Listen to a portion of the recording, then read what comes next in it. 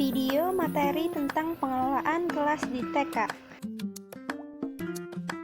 Sebelumnya, perkenalkan, nama saya Puspina dari Prodi Pendidikan Guru Pendidikan Anak Usia Dini, kelas 2A, Universitas Lambung Mangkurat.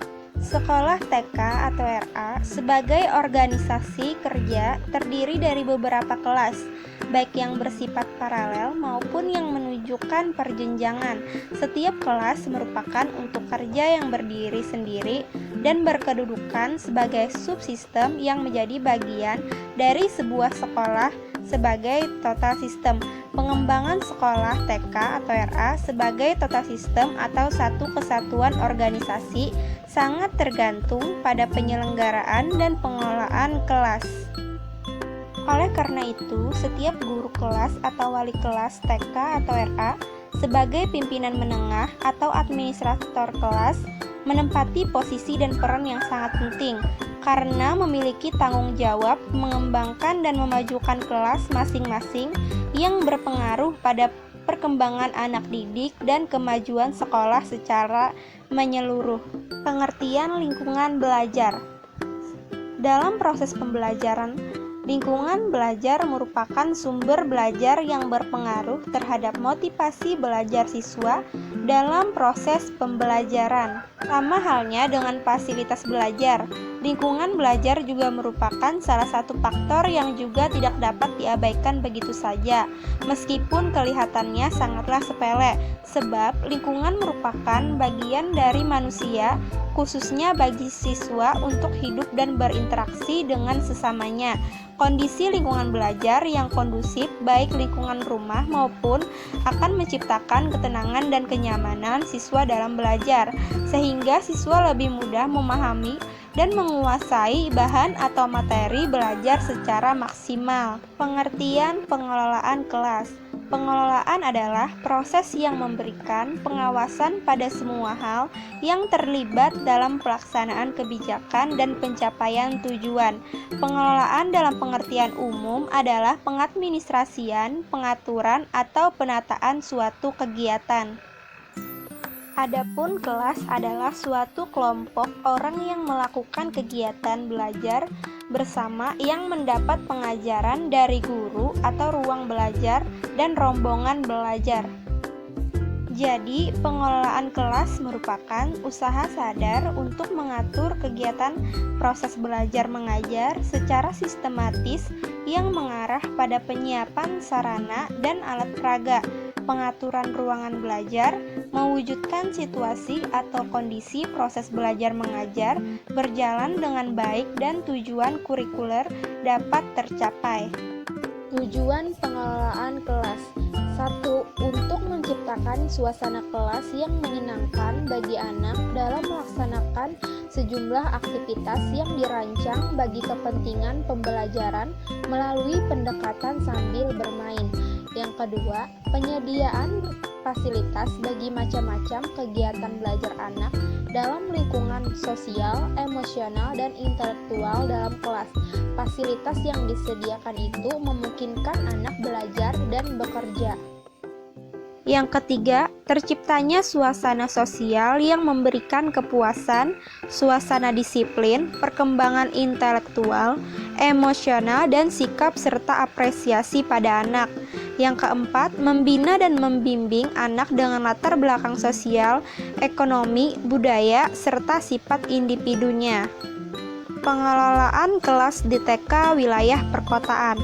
Rancangan lingkungan kelas memiliki dampak terhadap kemampuan belajar dan perilaku anak-anak.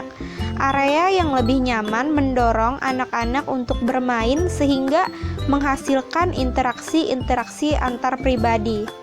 Pengelolaan lingkungan belajar pada TK di antara pembagian paling populer adalah membagi lingkungan belajar menjadi dua bagian, yaitu A. Pengelolaan lingkungan dalam kelas atau indoor.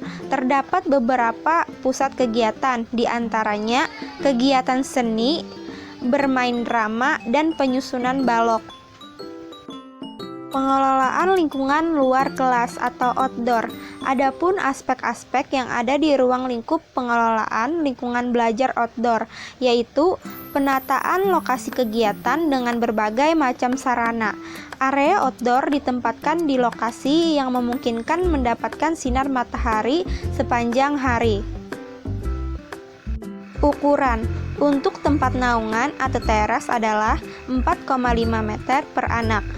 Pagar untuk pagar tingginya 120 cm dan dapat mengurangi beban tanggung jawab pada guru. Yang terakhir, pengelolaan permukaan tanah. Permukaan tanah pada dasarnya harus berumput atau menggunakan kayu. Pengelolaan pembelajaran di TK.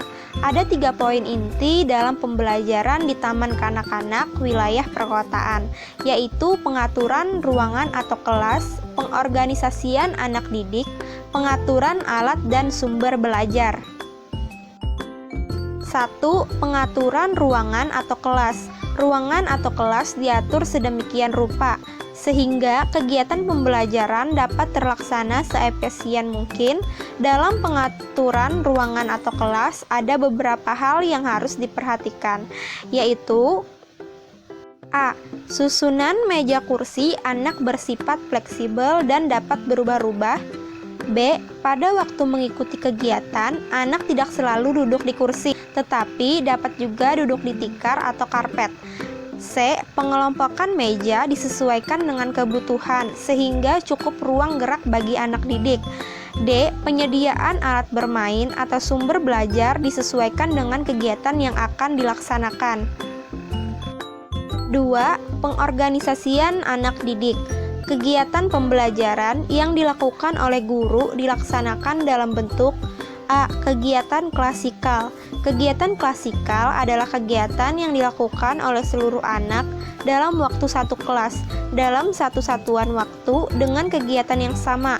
Pengorganisasian anak pada saat kegiatan awal dan akhir pada umumnya dilaksanakan dengan kegiatan klasikal. B. Kegiatan kelompok. Kegiatan kelompok adalah dalam satu satuan waktu tertentu terdapat beberapa kelompok anak melakukan kegiatan yang berbeda-beda.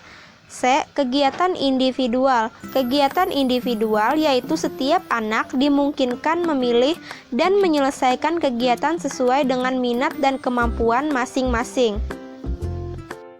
3. Pengaturan alat atau sumber belajar. Alat atau sumber belajar di dalam ruangan atau kelas. A. Pembelajaran kelompok dengan kegiatan pengaman. Kegiatan pengaman digunakan pada model pembelajaran kelompok.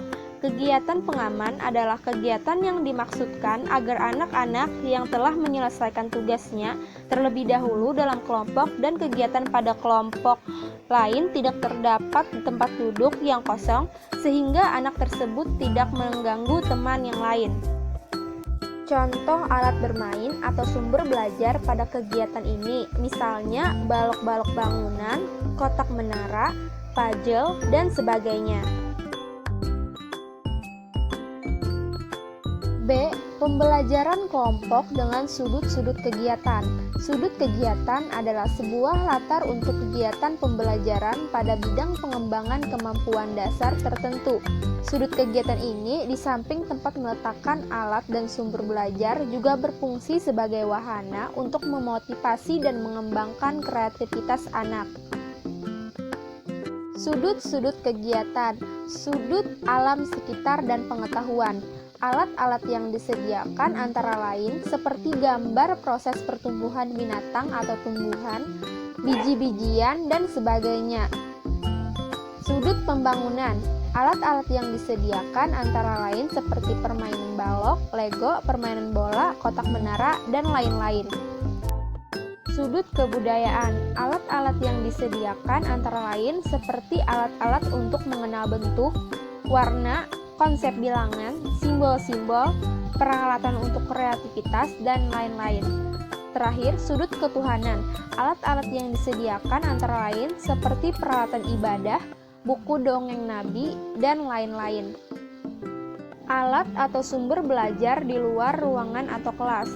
Alat atau sumber belajar di luar ruangan atau kelas yang digunakan memenuhi kebutuhan anak untuk memupuk perkembangan motorik, intelektual, sosial, dan emosional Guru memberi kesempatan kepada anak untuk memperoleh berbagai pengalaman bermain dengan menggunakan berbagai macam alat atau sumber belajar dan memberi bantuan serta bimbingan pada saat-saat diperlukan.